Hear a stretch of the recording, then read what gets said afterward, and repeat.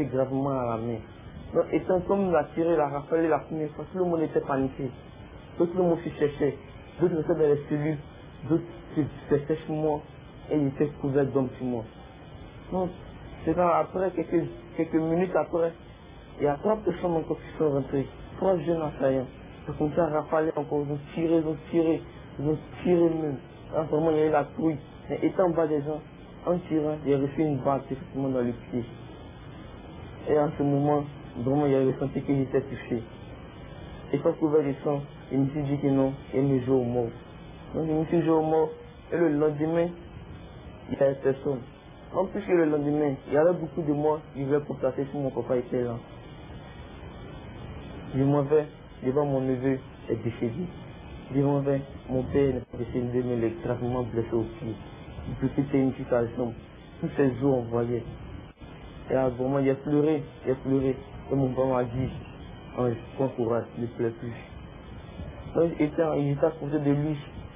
Et le lundi, c'est l'eau seulement buvait. Il n'y avait pas à manger. Il y avait des blessés gravement, il n'y avait pas de soins. Et le lundi, mardi, on était là-bas, tous les jours, on était en bas, on ne mangeait pas. On ne s'occupait pas des blessés. Mercredi maintenant, ils arrivent, ils rentrent, ils disent tous les biens portants sortir. Et les gens sont commencés à sortir. Si 150 personnes, vraiment, je vous dis, il restait 60 personnes. Et ils ont commencé à sortir de la cassette. Et ils ont dit, prenez le corps, allez jeter. Ils ont mis dans une voiture qu'il y a, et ils ont mis le corps dedans. Ils ont dit aux joueurs qui étaient dans le secteur, ils ont dit, creusez des trous. Donc ils ont creusé les trous, quand ils sont venus, ils ont pris le corps.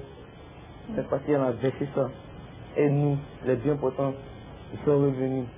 Ils ont pris encore, ils ont fait plus de 3 trous pour verser le corps dans le trou. Et après, il y avait plus de 5 corps qui étaient là. Et ils ont dit, les 5 corps mettaient, puis les blessés montaient aussi. Donc les blessés sont montés. Ils sont arrivés là-bas, les blessés, les biens portants, ils ont rafalé sur eux. Et eux-mêmes, ils ont fermé les trous. Si 60 personnes, ça a diminué. Encore, ils sont revenus encore. On dit les blessés montés, ils vont vous abattre.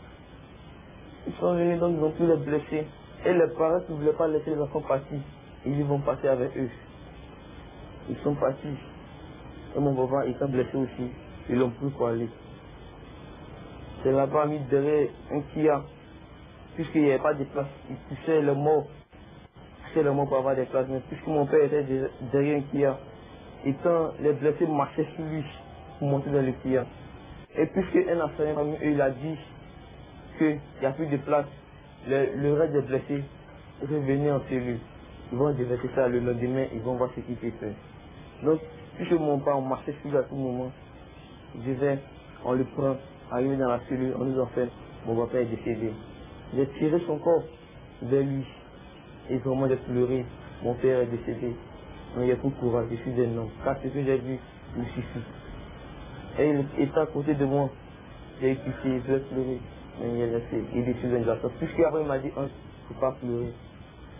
J'étais à côté de lui. Et arrivé un moment, le lendemain, ils sont venus dans dire les mots qui restent. Et puis les reporters avec les enfants pour rentrer. Ils ont pas, ils ont rappelé. Et le jeudi soir, ils sont venus nous-mêmes, ils sont venus nous prendre, ils nous ont fermés, ils nous ont mis dans le Kia. Ils sont partis dire, nous on se rend à l'abattoir.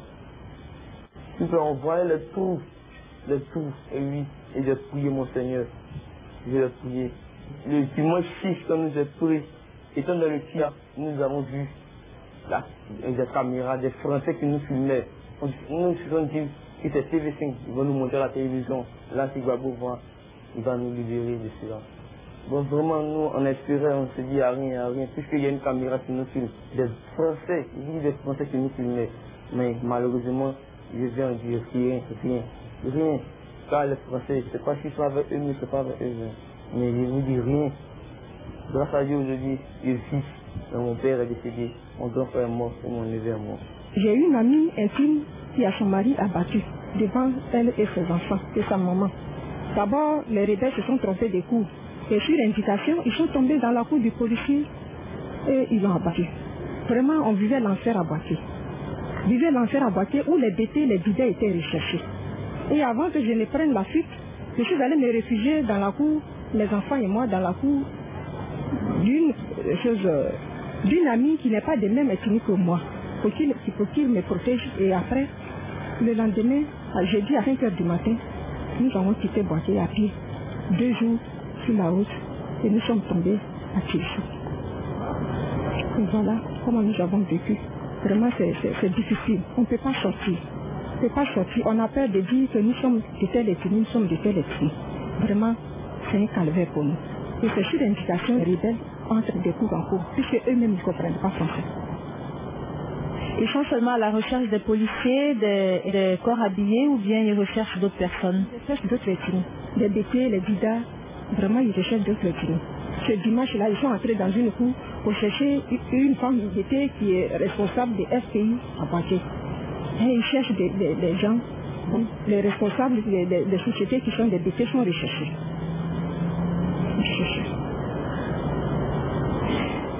Dites-nous, comment est-ce que le mari de votre copine a été abattu? Racontez-nous comment ça s'est passé. Oui, ma copine, son mari c'est un policier. Et le matin, lui, il était assis dans sa cour et les gens sont entrés. Ils sont entrés, ils lui ont demandé si c'est chez lui, c'est tiennent les réunions. Chez lui, les militaires tiennent les réunions. Il a dit non. Quand il a dit non net, il a enrôlé. Qui était là, qui a vu? Ma copine est là, c'est sa femme. Ma copine, c'est sa femme. Ma copine est là. Ses enfants, devant tous ses enfants, devant sa vieille maman. Ils l'ont abattu. On était 3 filles. Ils sont restés sur la place et les rebelles nous ont attrapés. Si nous ont attrapés, il y avait un endroit, ils appelaient là-bas la maison blanche.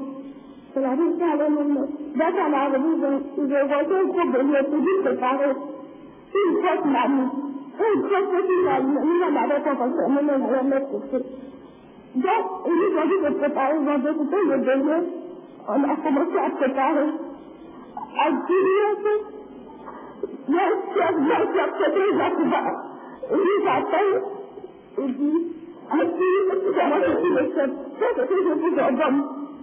Je suis là pour te parler, nous avons récupéré une amie dans le sang. Je dis, mais je suis parti, je suis là.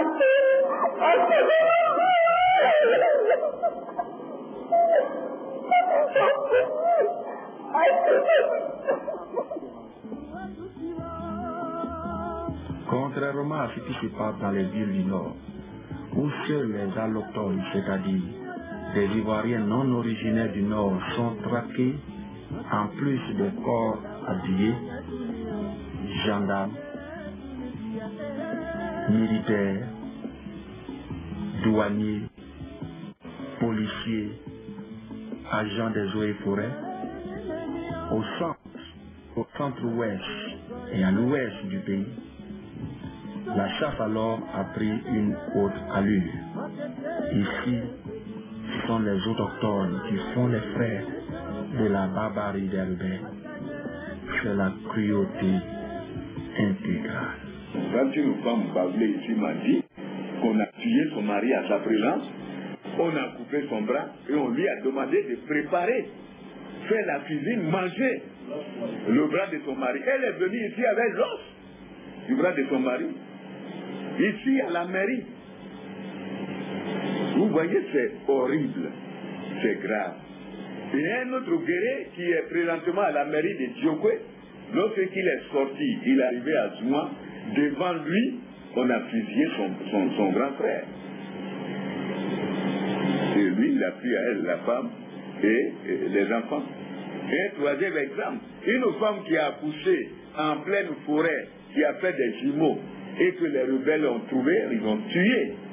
Nous, les gens sont arrivés en ville ici avec les bébés, et nous avons payé le transport de ceux-là pour aller à Daloa. Ils ont pris de force une fille pour l'emporter chez eux à la maison. Quand son grand frère, qui était prêt pour repartir au village, est allé appeler sa soeur, ils ont brisé les pattes de ce jeune homme-là et ils l'ont transporté par brouette au domicile de leur chef. Et arrivé là-bas, ils l'ont achevé, ils l'ont jeté dans un puits, dans la cour de M. Sapin André, tailleur de profession. À tout le village, par exemple. Ils ont attaqué la population.